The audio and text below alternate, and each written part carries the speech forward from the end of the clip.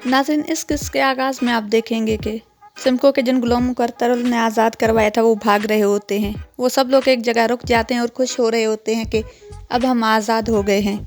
अरतुगरुल उन्हें कहता है कि यहाँ पर रुकना खतरे से खाली नहीं होगा, हमें आगे बढ़ना चाहिए। फिर उसके बाद वो लोग वहाँ से आगे बढ़ते हैं और भागने लगते हैं वहाँ से।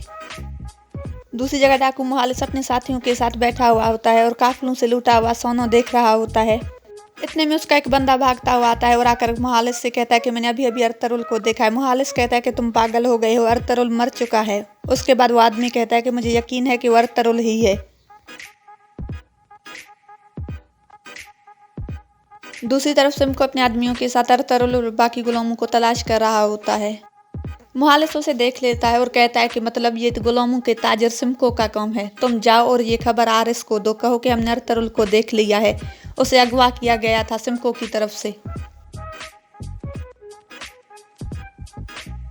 दूसरी तरफ हलीमा अरतुगरुल के घोड़े से बातें कर कर कह रही होती है कि मुझे पहले अरतुगरुल की मौत का यकीन नहीं आ रहा था, लेकिन तुमने वापस आकर मेरे इस यकीन को मजीद पुख्ता कर दिया है। दूसरी तरफ बहादुर सादतीन कोपेक से मिलने उसके पास आ जाता है। उसके बाद बहादुर सादतीन के पास बैठ जाता है। सादतीन उसे कहता है कि मैंने तुम्हारे बारे में बहुत कुछ सुना है, मैंने सुना है कि तुमने दुश्मनों की लाशें बिछा दी हैं। उसके बाद बहादुर कहता है कि आज तक कोई दुश्मन मुझसे भाग नहीं सका। उसके बाद सादतीन कहता है कि आला। सादतीन बहादुर से पूछता है कि क्या तुमने कबीले की सरदार बनने के लिए असलहान से बात की। उसके बाद बहादुर कहता है कि हाँ मैंने बात की, मैंने जिरगा बुलाने की बात की, लेकिन ये बात उसे ज़्यादा अच्छी नहीं लगी। उस पर सादतीन कहता है कि हमें तुम जल्दी करो जो भी कर रहे हो, उसके बाद हमें और भी बहुत से काम मिलकर करने होंगे। सादतीन की ये बात सुनकर बहादुर कहता है कि और कौन से काम हैं जो हमें मिलकर करने होंगे। उसके बाद सादतीन कहता है कि बहुत जल्द तुम्हें तुर्गत और असलहान की शादी रुकवानी होगी। ये सुनकर बहादुर कहता है कि मैं समझ गया हूँ। सादतीन बहादुर से कहता है कि काई वाले होनली बाजार को भेज रहे हैं, वो तुम खरीदोगे। उसके बाद बहादुर कहता है कि मेरे पास इतना सोना नहीं है। उसके बाद कोपेक कहता है कि तुम बेफिक्र हो जाओ, ये सब मेरा काम है। उसके बाद सादतीन अपने सिपाही को इशारा करता है, वो लोग सोने से भरी तिजोरी लेकर आते हैं और बहादुर के सामने रख देते हैं। ये देखकर बहादुर खुश हो जाता है।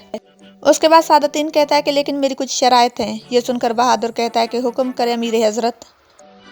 उसके बाद सादतीन उसे कहता है कि अब तुम मुस्तकिल तौर पर यहीं पर रहोगे, जावदार वालों का सरदार बन जाओगे और उन्हें मुत्तहद करोगे, और उसके बाद सरदार आला बनने के लिए हर चीज़ करोगे, लेकिन मुझसे पूछे बगैर एक कदम भी नहीं उठाओगे। उसके बाद बहादुर कहता है कि मैं समझ गया हूँ अमीर हजरत। दूसरी तरफ कारा जैसार में आरिस के 2 सिपाही जा रहे होते हैं। वो दरवाजे पर एक पैगाम देखते हैं जो कि आरिस के नाम होता है। वो फौरन उसे निकालते हैं और आरिस की तरफ भागने लगते हैं। आरिस अंदर कायों को और तमाम तुर्कों को तबाह करने के लिए मंसूबे बना रहा होता है। इतने में वो सिपाही भाग कर आते हैं और उसे आकर ये पैगाम देते हैं। इस पे लिखा हुआ होता है कि अरतुगरुल जिंदा है और हमारे पास है। हमने अभी तक उसे तुम्हारी शिनाख्त नहीं बताई, अगर तुमने हमारी बात नहीं मानी तो अरतुगरुल को सुल्तान को पता चल जाएगा कि ये जाल किसने बिछाया था। आरिस इस मकतूब को बहुत ही गौर से पढ़ता है और उसके बाद वो शदीद गुस्से में आ जाता है और अपने खास आदमी लूकस को पकड़ता है। लूकस को पकड़कर कहता है कि ये कैसे मुमकिन है, तुम लोगों ने तो कहा था कि अरतुगरुल मर चुका है। उसके बाद लूकस कहता है कि जनाब आप खुद उसके जनाजे में शामिल हुए थे, ये कैसे मुमकिन हो सकता है।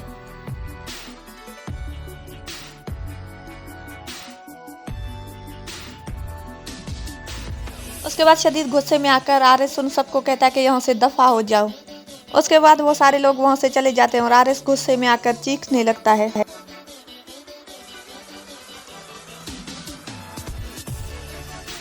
उसके बाद अरतुगरुल के साथ वो तमाम गुलाम एक नहर पर पहुंच जाते हैं और वहां पर आकर पानी पीते हैं। अरतुगरुल कहता है कि जल्दी करो। वो सब लोग कहते हैं कि हम थक गए हैं, आराम करेंगे थोड़ी देर। उसके बाद अरतुगरुल कहता है कि ये आराम का वक्त नहीं है, हमें यहाँ से निकलना होगा।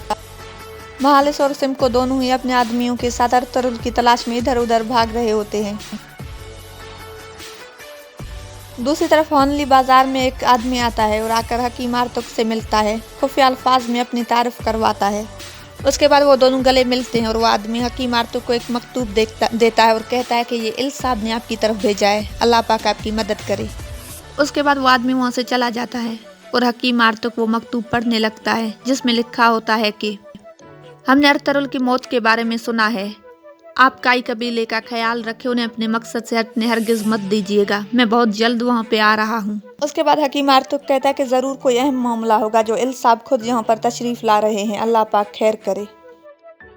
दूसरी तरफ होनली बाजार में सादतीन कोपैक दुनदार से कहता है कि तुमने ये बात की है। उसके बाद दुनदार कहता है कि हाँ, मैंने भाभी और वालिदों से ये बात कर ली है। दुनदार कहता है कि लेकिन वो लोग आरिस को ये बाजार नहीं बेचना चाहते और मैंने जिरगा बुला लिया है, असल फैसला वहाँ पर होगा।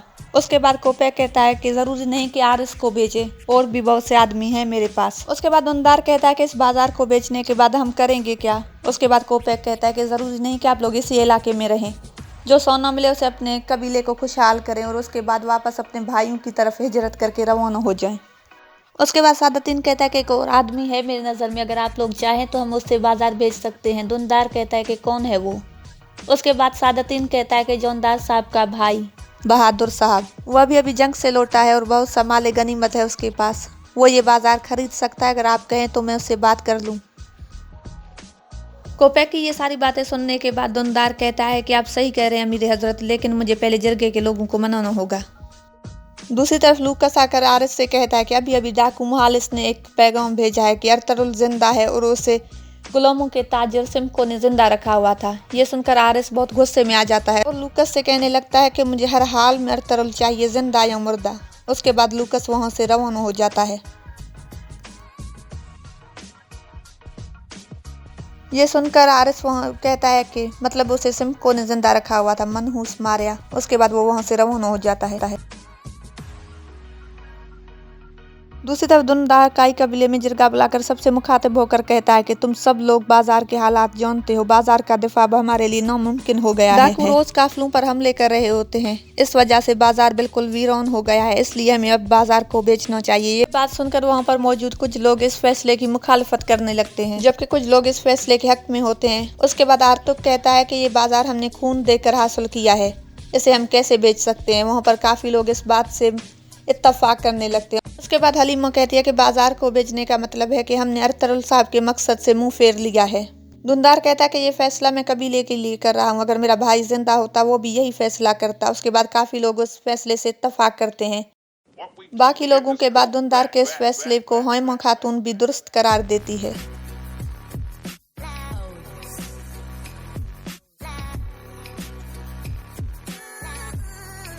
उसके बाद दुनदार मजीद कहता है कि इस बाजार को बेचने के बाद हम यहाँ से वापस अपने भाइयों के पास चले जाएंगे। इस फैसले को सुनकर होयमा खातून समेत सारे लोग चौंक जाते हैं और बोलने लगते हैं कि ये हमारा वतन है, हम ऐसे कैसे इसे छोड़ सकते हैं। दुनदार के इस फैसले को सुनकर हलीमा खातून भी दंग रह जाती है। दूसरी तरफ सिमको अपने आदमियों के साथ अरतरुल को ढूंढ लेता है। उन लोगों का आमना सामना हो जाता है। अरतरुल अपने तमाम लोगों को पीछे कर देता है। उसके बाद सिमको अरतरुल से कहता है कि तुम्हें क्या लगता था कि तुम बच पाओगे मुझसे? अपने हथियार फेंक दो, तुम मेरे सबसे कीमती गुलाम हो। अरतरुल कहता है कि मैं किसी का गुलाम नहीं। उसके बाद सिमको अपने आदमियों को कहता है कि पकड़ लो इन सबको। उसके बाद उनकी लड़ाई शुरू हो जाती है।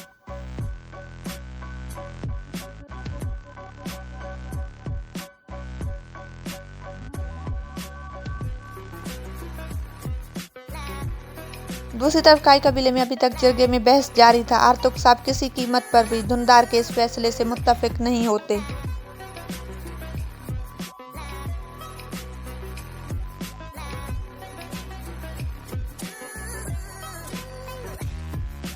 अरतरुल और सिमको के आदमियों में लड़ाई जारी थी। इतने में वहां पर डाकू मुहालिस के लोग भी पहुंच जाते हैं और वो भी वहां पर लड़ने लगते हैं।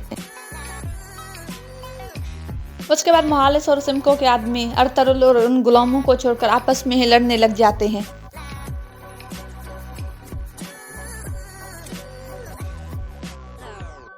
वो लोग एक दूसरे के साथ लड़ने में मसरूफ होते हैं और अरतरुल उस बीच में से खुद को निकाल कर भागने की कोशिश करता है और वहां से भाग जाता है।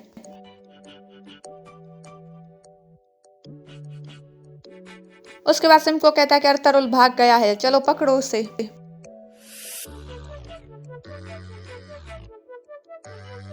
मारिया तैयार हो रही होती है और आरिस को देखकर कहती है कि मुझे समझ नहीं आ रहा कि आपके दिए हुए तोहफों में से कौन सा तोहफा पहनूं। इतने में आरिस उसे पकड़ लेता है।